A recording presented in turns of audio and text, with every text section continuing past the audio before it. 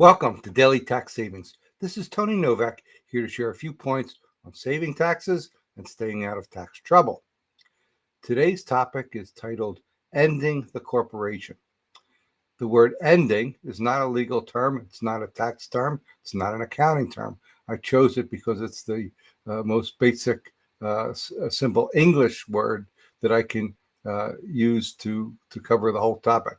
I'm working on two cases this week that involve terminating a corporation, revoking an S election status, and other issues. And the first thing I notice is the communication issue, where it does appear that these words are mixed up and used interchangeably when they're not intended to be meant the same thing. So when we're dealing in a more formal communication course with government or with clients, we would try to use the right word. But for here, I'll just use the word ending.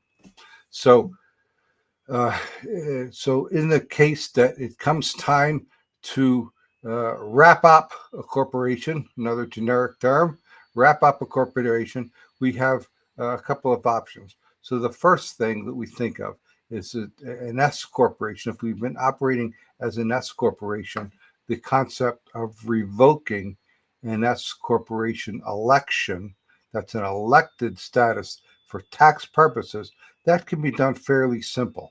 We want to include the required information in a written notification to IRS. And the way things are, I would think, you want to have a third party, a third person beyond just the management and the government, acting as intermediary to draft and transmit, usually certified mail, in my case, always certified mail, that communication, revoking the yes termination.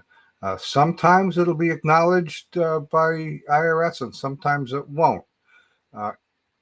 In addition to the federal revocation of S election status, 3 states in particular, there might possibly be more, I'm only aware of 3, the big 3 in my world, California, New York, and New Jersey, all require a separate step similar to the federal, but it's in fact, they seem to have a more formal form-based filing, whereas with the IRS, it's actually a letter format to revoke an S corporation. But keep that in mind. Those are separate steps, both federal and state, in those 3 steps, just as it is electing the S corporation in the beginning to start with. As far as dissolving a corporation, ending a corporation, that is done completely at the state level. The federal government has no role in that process. So revoking a corporation, all corporations are entities created at the state level, authorized by state government, so they're dissolved at the state level. Usually the first step, the hardest step, and the longest step is to get a tax clearance. States don't want to let you go out of business if you owe taxes, if there's returns not filed, and so they want to see that first. And that's the longest, takes the longest and the most involved step in that process of dissolution. Once that's received, it's a fairly simple and straightforward process. Still can take, I don't know what the current processing time, but during COVID times, it was still taking many weeks to get a corporation terminated.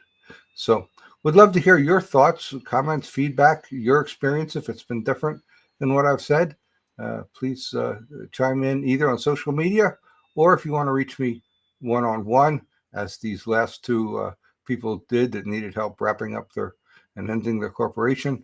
That's easy to do also. Find me at taxproblems.cpa. I'll be back tomorrow with another Tax Savings Minute.